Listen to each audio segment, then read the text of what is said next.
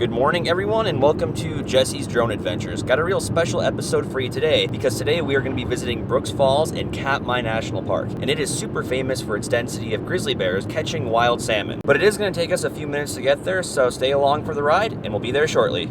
In the interest of this video, I figured a lot of people might inquire about this tour and have many questions, such as, where is it? How much is it? How long is it? And most importantly, what does it entail? Well, on the way out to Brooks Falls, I'll answer as many of these questions as I can, and if you can think of anything else in the meantime, feel free to ask me down in the comments section. The day of the tour, I knew right from the start it was going to be a great day. The weather was amazing, everything was going according to schedule, and the tour company that took us out there made it as seamless as possible, and they were extremely clear about what to expect along the way. We arrived at Katmai Air Service in Anchorage, Alaska, one of two flights that would eventually take us to our destination. Everyone on the tour was expected to be at the airport about 45 minutes early to ensure everyone was there by the time we took off. They did have bathrooms, drinks, well, the non-alcoholic ones, and they did have a live viewing of Brooks Falls in the waiting area. We even saw one grizzly bear on the screen, and for some reason we decided to call him Gary, but we'll meet up with him later.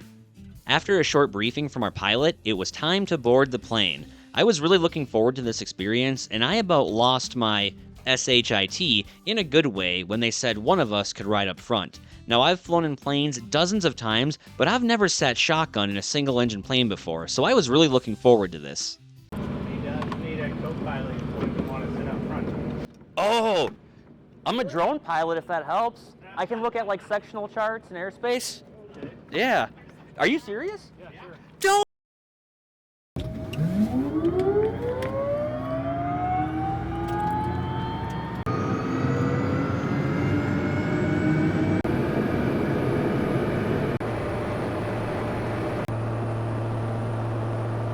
Within minutes of taking off, we were already thousands of feet in the air, and like I said earlier, I've never been in a plane this small or sat in the front before. It was a unique perspective, and compared to a regular airliner with a dinky little window seat, I got to see a much broader view of planet Earth and a first-hand view of the cockpit. I'm sure our pilot knew exactly what every little knob, monitor, dial, and button do, but I felt overwhelmed just looking at them. Our flight consisted of taking off in Anchorage, Alaska, and it was a little over an hour flight to King Salmon, which is where we would eventually hop on our final flight to Brooks Falls at Katmai National Park and Preserve. That being said, as soon as it seemed like we just hopped on the plane and got up in the air, it was time to make our descend and hop on the next flight. Our pilot and staff at the terminal made sure we were taken care of, told us where to go, where to wait, and handled our luggage with care. We did have about a 15-minute wait in King Salmon before we were shuttled to our float plane, and I'm not gonna lie, this terminal kinda looked like the waiting room for urgent care on the wrong side of town. But after another short wait, we hopped on a bus and made our way out to the plane.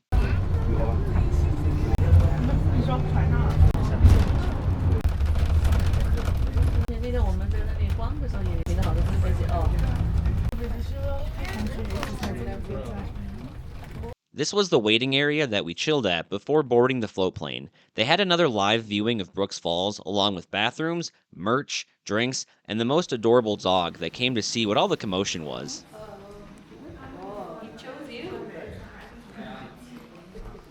Hey, buddy. Hi. A little shy?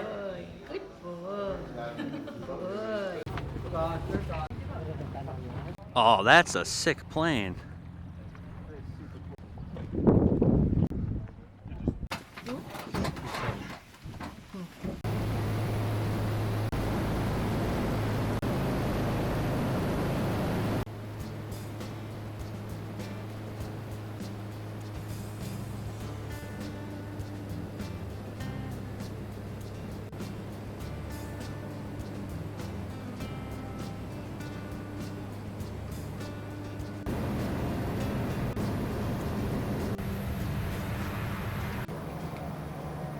Shortly after landing, all visitors of the park were required to take a mandatory bear safety class, so you don't get mauled to death by a grizzly. After we completed that, we received our pin showing we completed bear school, and after a brief check-in at the visitor center, it was time to make our way to Brooks Falls. The Brooks Falls viewing platforms are about a mile from the visitor center, but this isn't no ordinary walk in the park, and this is why bear school was mandatory as soon as we got there. Was this an easy hike? Absolutely, but the thing you have to keep in mind is grizzly bears could be just about anywhere at any given time. They could be walking behind you, coming around the corner ahead of you, or laying in the weeds a few feet off the trail sleeping off a juicy buffet of salmon. Their soft footpads allow them to move very quietly, so it's important to be alert at all times. Prior to making this video and coming out here, I watched countless videos on YouTube of people having to move off the trail in order to let the grizzlies pass, and we even spoke to a few people that saw them as they were coming and going. Unfortunately, the only signs of grizzlies that we saw as we were making our way out to the viewing platforms was bear poop, and a lot of it. Thankfully, we made it to the viewing platforms without any unpleasant interactions, and this is what we saw next.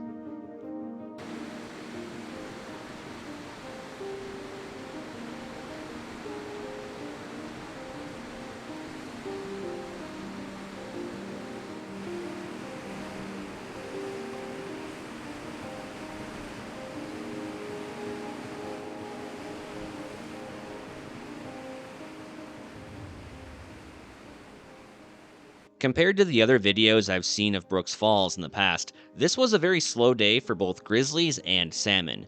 According to NPS.gov, during the peak season it's possible to see more than 25 bears at once from the platform, usually large dominant males.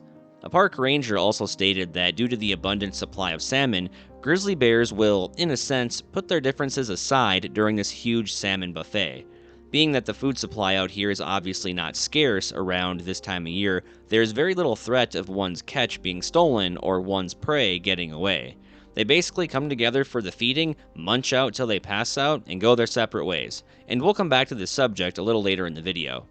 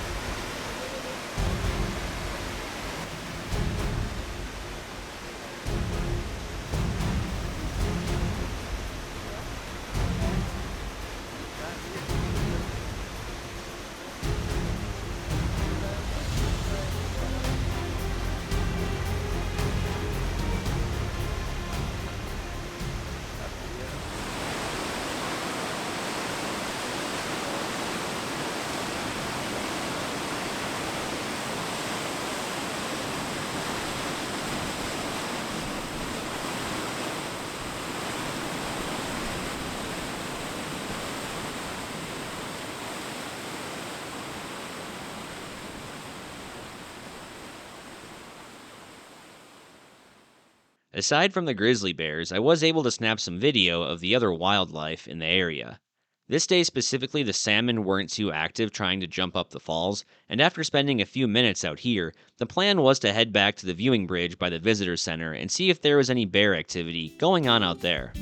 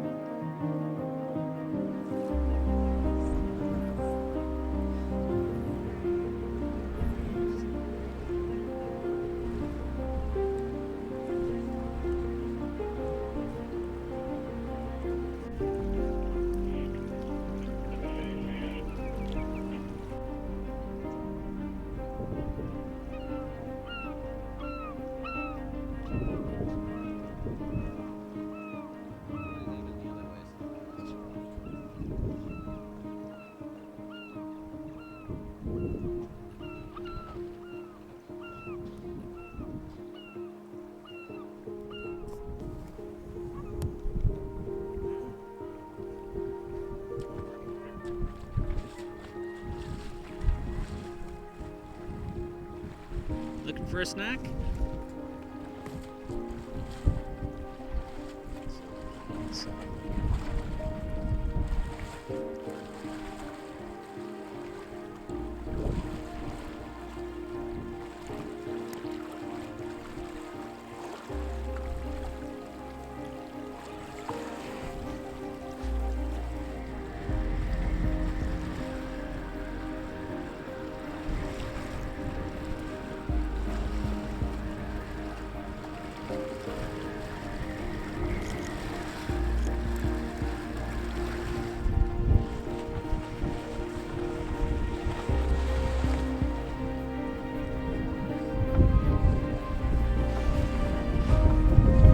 Get him, bud, get him.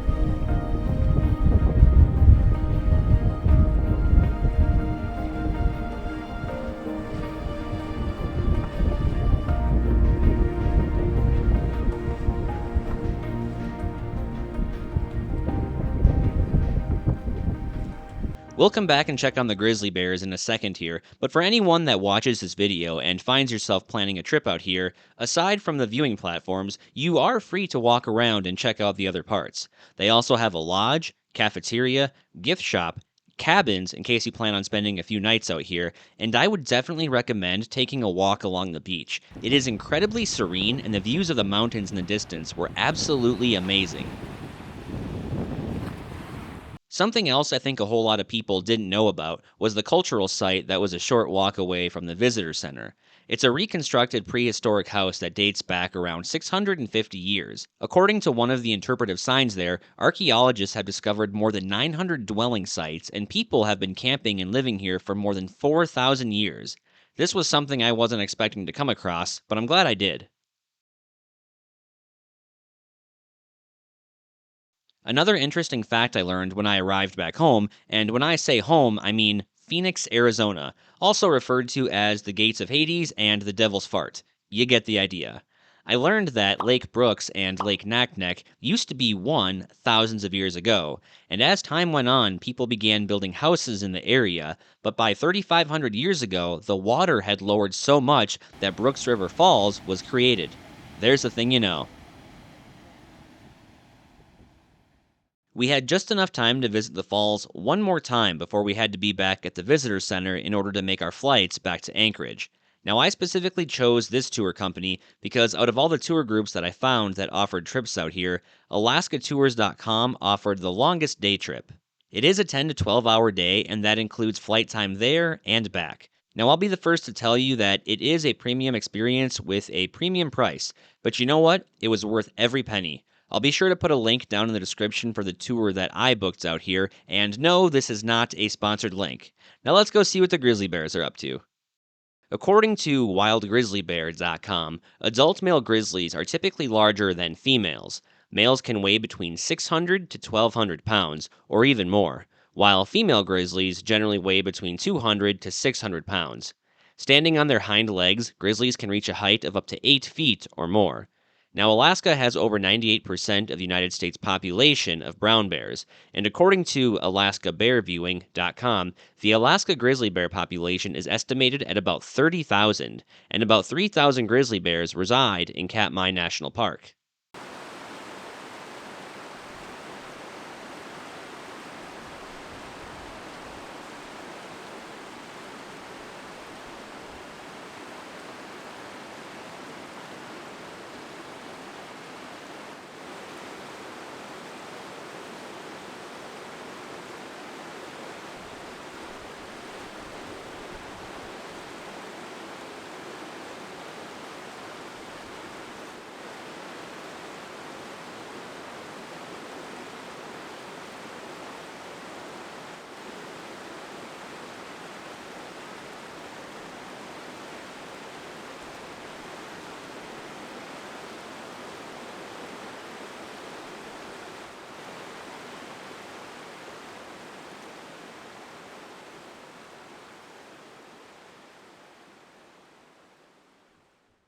Now, this is what I call the money shot, the shot that I had been waiting to take ever since we arrived at Katmai.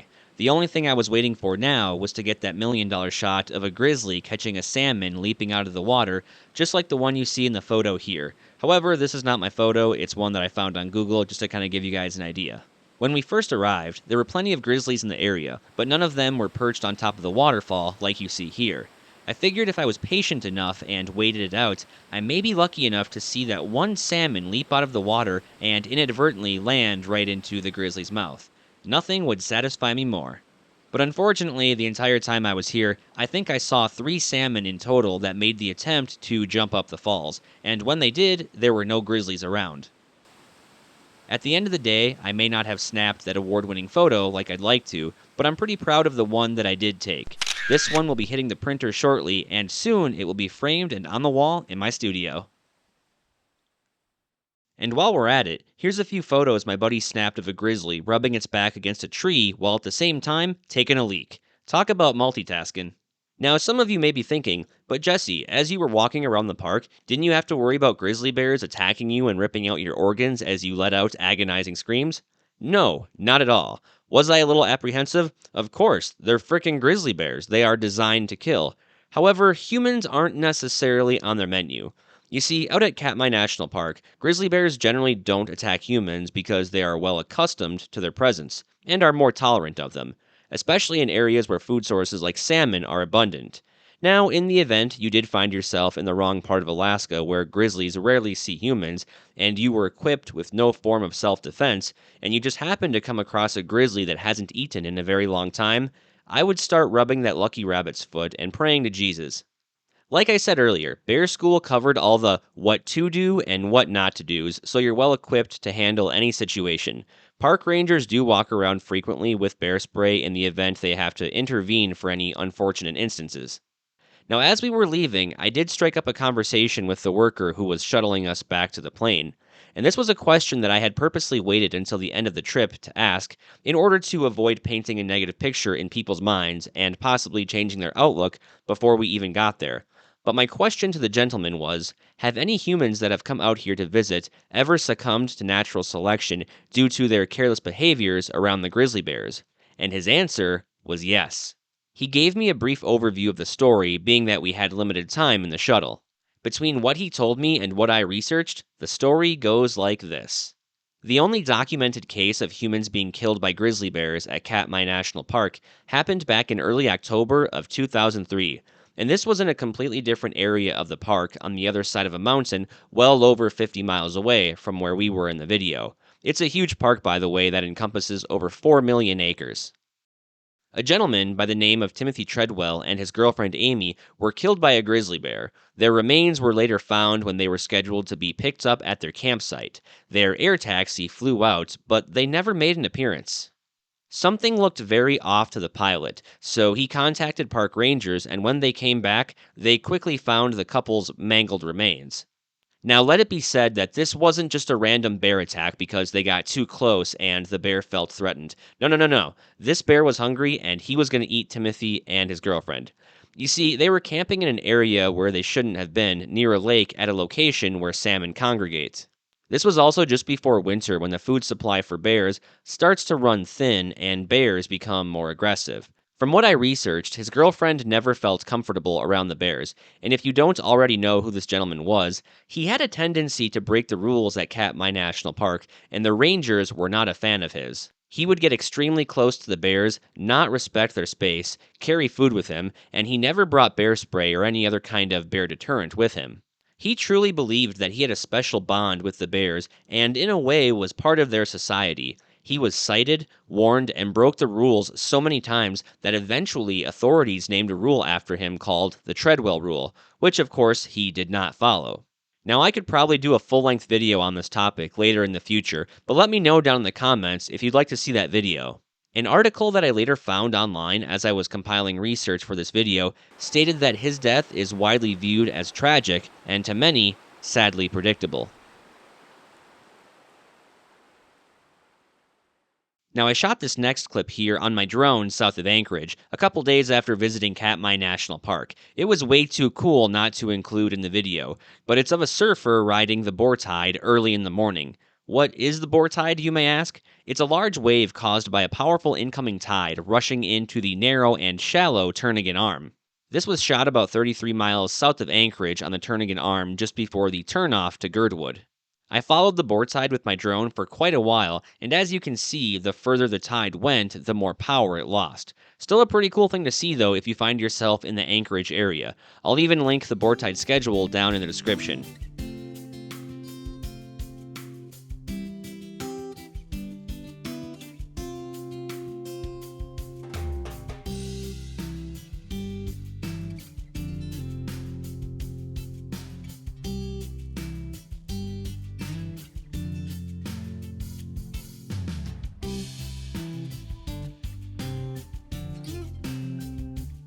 So this is what 10:30 p.m. in Alaska looks like, specifically south of Anchorage, Alaska, by about 30 miles in late June. Take a look.